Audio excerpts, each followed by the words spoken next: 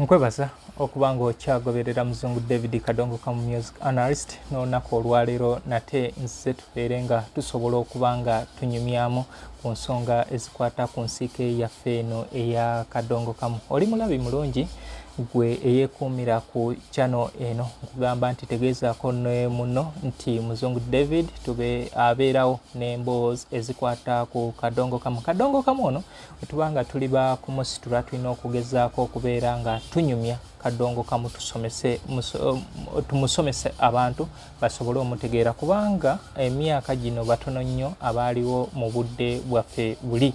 Kale ffe abato ate tulina okuyambako bakadde baffe okubanga tusenvula ekintu kino okuva bo bakoma tukyongereyo. Ba Kadongo Kamu Heritage Center and Music Hall of Fame bakugamba nti bagoberere ku website tekamu kadongokamumusic.org ojja kubanga olaba ebintu ebimu ku ebyo ebikwata ku Kadongo Kamu waffe. Eyo website esookedde ddala eya Kadongo Kamu era nga tugezaako okubanga tuterekako ebintu bino ebya Kadongo Kamu. Mwami Lule Sebunza awe Massachusetts munnange nkutumiddeko nti weebale nnyo ebyo byonna byokolera Kadongo Kamu. Kadongo Kamu n'aba stakeholders banjawo bangi abamanyiddwa n'abatamanyiddwa, lwakuba nti muffe ebiseera ebisinga omuntu amanyi nti omuntu okubanga agattako ye muntu ali mu kamera, ye muntu ali ku stage, naye nga waliwo abakola ebintu bino emabega. N'abazungu we batyo we balwanye okubanga music waabwe bagezaako okumusitula. Ntumirako nnyo baganda bange mwenna abali eyo abatambuza endongo ey'eggaali. Abantu abo bakoze ekinene nnyo okubanga bajjukiza abantu kye bayita Kadongo Kamu. Kale nsaba nti wobo basanze bawagire kubanga ekintu kye bakuba yeeyo Kadongo Kamu owaddala. Nebaza nzijukira nti we nali ku kabaga k'amazaalibwa gange nga 3 omwezi ogw'omwenda omwaka ogwo guwedde, twalinayo Muzeeyi Celeste Kasule Junior tata wa Kapalaga n'omukulu William Kibuuka, naye balina ekintu kye bakanyako ne mukadde wange Senga Madina Nakiwala nti abayimbi oba oli abo bayinza okuba nga be baabula naye nga bo abawagizi tebabulanga, kubanga bajja ne bakubira ku ndongo eyo eyakagwirawo nga bayimbira ku muzindalo gumu, jazzi yali nnanga ya ggaali n'ebintu weebityo ne bayimba music oli owaddala. Kale nkusaba nti woba osanze abasajja abo bafuweeyo ekyo kyonna ky'oba osobodde. Olunaku olwaleero njagadde nzije mbabuuzeeko nga wetunyumyamu okubeera nga twongera okukenkuka Kadongo Kamu. Kadongo Kamu kyeki? Kadongo Kamu ye music waffe ayimbibwa mu nnimi zino zikasangwawo. Kadongo Kamu ye music ayimbibwa mu nnimi zikasangwawo. Ekigambo ekyo kyategerekeka bulungi nnyo nga Kadongo Kamu wano mu Buganda, naye nga neogende wojje ewaife e Busoga era tumweta Kadongo Kamu, abagwere bamweta Kadongo Kamu, ab'omu West bamwita Kadongo Kamwe, olw'ensonga nti atambulira ku gita emu era Kadongo Kamu atambulira ku ndongo eya rhythm.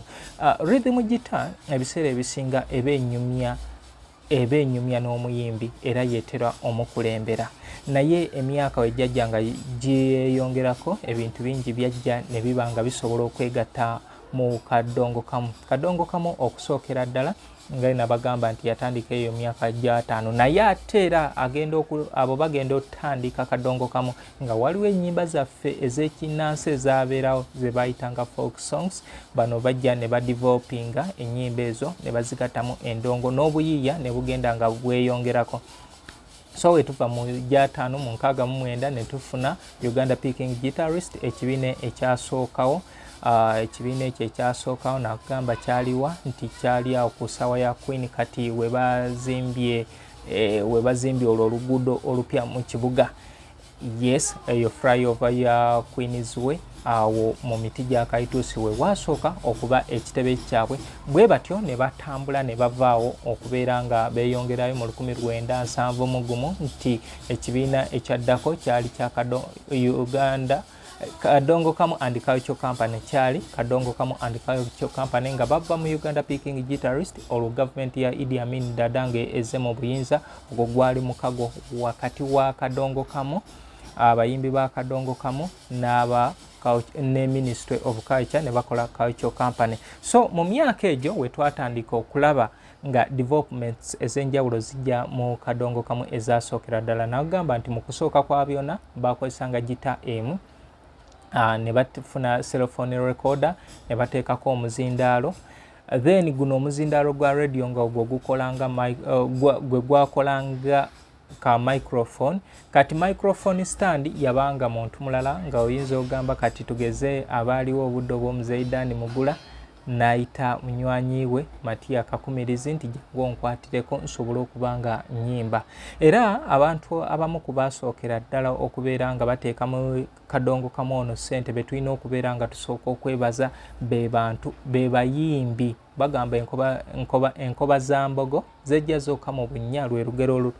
Kale abasajja abayinako emirimu ez'enjawulo nga bakola emirimu egy'enjawulo ate nga bali mu kadongo kamu be basooka okukwata ku bannaabwe okubanga endongo etambula. Okugeza omugenzi Bernard Nsubuga oyo yali wa police ate nga yali lawyer by profession, nga nerudda luli oluvannyuma yakola n'oyo omugenzi Paul Kasumeka, omusajja gwe nabanyumizaako emabega nti yasooka okuleeta no radio cassette ne tapes.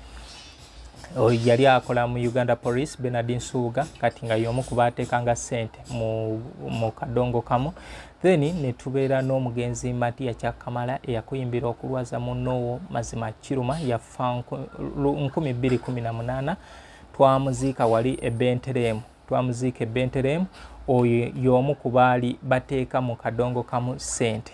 Then n'omugenzi Christopher Ntege Sebadduka, oyo yali naye ng'ateekamu ssente, yali nga akola mu Bank of Uganda. Oli omugenzi Matia Kyakamala yali akolanga maintenance butabika. Kale bebo abasobola okubeera nga bakwata ku bannaabwe abataalina ssente obudde obwo okubeera nga bazimba endongo eno okubaawo. Kati omutima gwawo bwa Sseruganda ogwo ne gubanga gwatuuka ne guvaawo.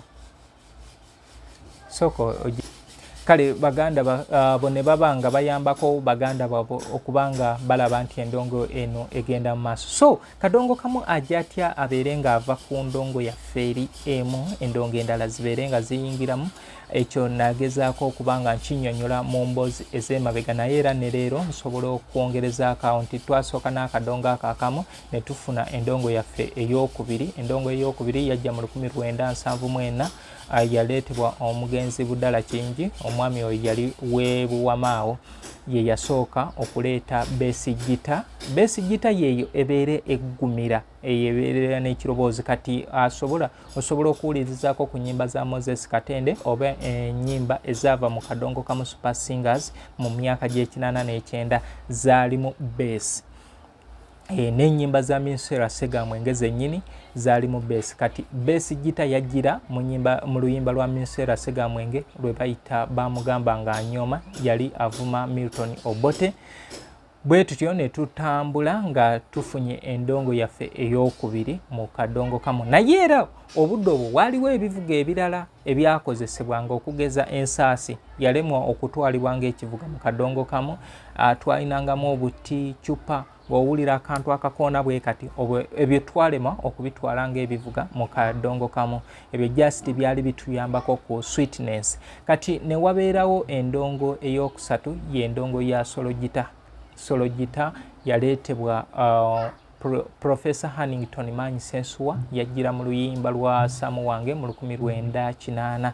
Oluyimba olwo lwakwatibirwa Jinja mu Busura Records. Then mastering nekoleberwa ewa Chandalana mu Kenya. Kale Professor Hannington Manyi Sensuwa n'abanga yaleeta Sologita wano mu ndongo yaffe ey'akadongo kamu, era atwalibwanga omu ku basajja abakyasinze okukuba Sologita. Sologita gwe oyinza owuliriza oluyimba lw'abaana bange n'abawanuka eza Fred Sebata. Akakadongo akasooka nga kayitamu akakayitamu kabeera munva twandikayise katungulu.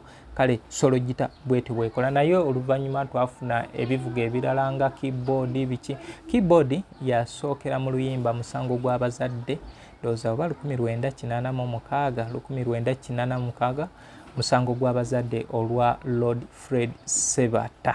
kale bwe tutyo ne tubanga tujjanga ebivuga ebirala bijja byegatta mu kadongo kamu okutuusa ate woolaba ng'ebintu abamu bagamba nti ebivuga weebiri bingi naye endongo tekyakola tekyawooma. Tujja kitunuulira lwaki endongo oba oliawo ey'obudde buno tekyawooma nga endongo ey'obudde buli. Nze Muzungu David, Kadongo Kamu music analyst. Ngoberera YouTube, Facebook, TikTok.